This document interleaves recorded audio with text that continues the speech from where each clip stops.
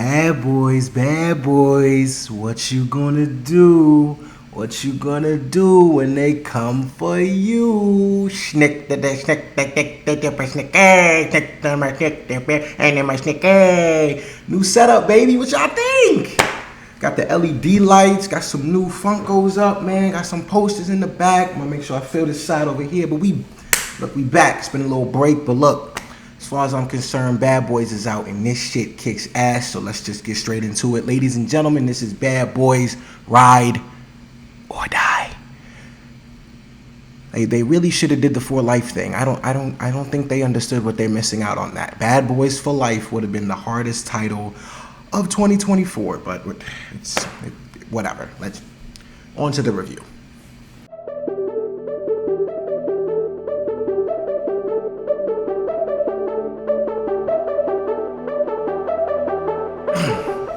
Hey guys, it's your guy in the chair here, and this is my review for Bad Boys Ride or Die, starring Will Smith, Martin Lawrence, Paula Nunez. I believe his name is Jacob Scipio, and it was directed by Adil and Bilal, because that's what they want to be known as. And as far as I'm concerned, if they're making movies this good, they can be called whatever they want. So Adil and Bilal directed this movie, and our story follows our favorite bad boys as they are trying to clear Captain Howard's name because he has been put... he died in the last movie. Spoilers. If you didn't see it, then I don't know what you're doing here. But regardless, because of his passing last movie, these underground people tried to frame him for cartel dealings, and now Will Smith and Martin Lawrence are hell-bent and dedicated to clear the captain's name. And that's really all you need to know about this movie, is that Captain Howard's getting set up, and Will Smith and Martin Lawrence, Mike Lowrey and Marcus are out there to cause complete mayhem and just recklessness. And look, getting straight into it, guys, the trailers for these movies, and when I say these movies, I mean Bad Boys for Life and Bad Boys Ride or Die. The trailers for both of these movies have been horrendous. I'm just going to be completely honest. They made me think, why are we making these movies? What is the point of the Bad Boys franchise continuing? Every time the trailer came on, I had no idea what to expect from this movie. And yet, somehow, some way, both times, these movies have knocked me out of my fucking seat. These movies are absolutely batshit insane, and I love every second of them. These last two installments of the Bad Boy movies have truly convinced me that this franchise not only continues to have legs, but it can possibly, as long as these two, Bilal and Adil, as long as these two are at the helm of making these films, this thing can run for a very long time, as long as they want it to, because for whatever reason, they know exactly what they're doing with this franchise. I mean, you want to talk about summer blockbuster, popcorn-filled entertainment, this is the definition of it. Throwing nothing but popcorn in your face, sitting back, laughing, crying, being strictly entertained, just being straight intrigued and blown away by mind-blowing action set pieces. This movie has it all.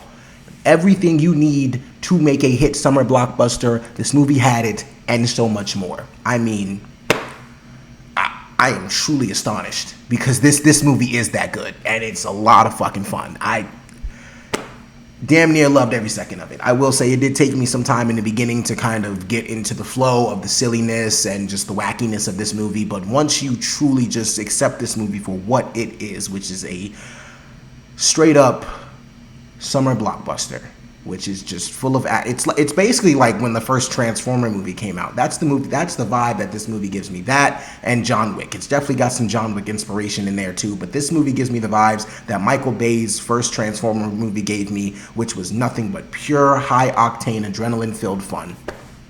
And that's all you get in this movie. And on top of that, the theater experience that I got with this movie was one of one. It was an experience I had not had in a theater in a very long time with audiences. I mean, the theater was jumping. You would have thought 50 Cent's In the Club was playing, and it was just a big old club party in there. Everybody just bumping, getting back and forth, because my entire theater was laughing. We were all, not necessarily crying, but there were some heartfelt moments. We felt the emotion in there, but we were just going crazy at the action. And there is one character in particularly. Look, I just have to have a segment to shout him out. Reggie. Before I even get to anybody else in the movie, I gotta shout Reggie out. Reggie has now had easily one of the most wholesome, badass character arcs in cinema history. I mean, this brother came a long way from getting bashed at that door. You smoke that shit? No, sir. You trying to get my daughter high? You smoke that shit? Nigga, who that is, dog? It's Reggie. Who the fuck is Reggie? Came to take Megan out. What you want, nigga? I'm here to take his daughter out. What's your name? Nigga, you at least 30. I mean, he's come such a long way. And this dude, Reggie, in this film here, kicked ass, took names, and made sure motherfuckers put some respect on his. It was as simple as that. This dude, look, Reggie, for me, was one of the best parts of the movie. And dude had 2 minutes. The directors said, yo, Reggie, you got 2 minutes. And that Reggie is not the actor's name, but look, we all know him as Reggie, so we just gonna call him Reggie. The director said, Reggie, you got 2 minutes. And I need you to make these audiences feel like they've been missing out on some shit that you could have gave us a while ago. And I need you to make us feel that shit. And Reggie killed that shit. Reggie demolished that shit. I mean, he was, yo, I need to see this dude in more movies. I need to see this dude in more action movies. He needs to they either need to make a Bad Boy spinoff for Reggie, or they need to just put Reggie in some John Wick movies or something, because this dude was it. This dude murdered his role. He knew the assignment, and he passed with flying colors. Reggie, you the fucking man as far as I'm concerned. But as far as the rest of this movie goes, look, Will Smith and Martin Lawrence continue to prove that their chemistry is off the charts. They continue to prove that Mike Lowrey and Marcus, I do not know Marcus's last name, Marcus Miles. They continue to prove that these two have undeniably great chemistry, and it just oozes throughout the entire movie. I mean, these two, you're having so much fun, man. The jokes are landing as far as I'm concerned. The emotional moments between not only Mike and Marcus, but Mike and his son. The absolute just crazy action sequences. And beyond that, Martin Lawrence had the opportunity to show his ass off in this movie, not unlike anything we've ever seen before, but we haven't seen this version of Martin in a long time. And I absolutely loved it. I loved Martin Lawrence in this movie, man. He really got an opportunity to shine in a way we have not seen him shine in a long time. And I was so happy. I was so just excited because the other movie was kind of more Mike-centric, because it was more for dealing with Mike's, son and stuff like that. But they truly gave Martin Lawrence an opportunity to do everything possible to remind us of that old Martin that we used to have, or used to know and love. But yo, I'm telling you, man, this movie was truly the time of my life. I had so much fun in this theater. Will Smith. Y'all can say what y'all want about the slap. Y'all can say what y'all want about Jada, which got a lot of shit to say about Jada, but we just gonna leave that where it is right now. Will Smith, as far as I'm concerned, is one of them ones. I'm not even going to say he's still one of them ones, because he was always one of them ones, regardless of the shit that you do in your life. Everybody makes mistakes. Everybody has those days. Hannah Montana said that. But look, Will Smith, as far as I'm concerned, is still one of them ones. This dude kills it as Mike Lowrey. Absolutely. Look, I have no complaints whatsoever from Will Smith or Martin Lawrence, man. These two guys are just absolutely tremendous in these roles. And Adil and Bilal, shout out to these directors, because they absolutely know how to make this thing feel fresh and not stale. They know how to give this franchise purpose. They know how to make it feel new. They know how to make it feel like it's continuing to go somewhere. There's a progressive story. I mean, they know how to grow these characters from the places that they are in their lives. They know how to make movies. They know how to make movies. And as far as I'm concerned, they know how to make some hit fucking movies. Because these movies, Bad Boys for Life, Bad Boys Ride or Die, are hits. No misses. They are hits. Beyond that, other characters are so much fun. Vanessa Hudgens, what's the other? Alexander Ludwig. He was a bit of a moron, but I think we got more of his character from. I really didn't remember much from the younger group from the last movie, but we got a lot more of them in this one. Well, Charles Melton isn't in the movie, which I really thought, I wish he would have been in the movie. But Alexander Ludwig and Vanessa Hudgens, they did a great job.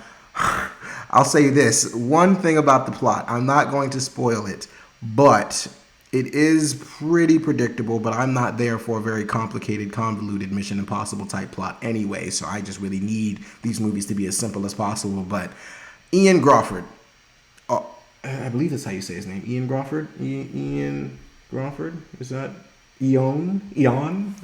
However you say Ian Crawford, Mr. Fantastic.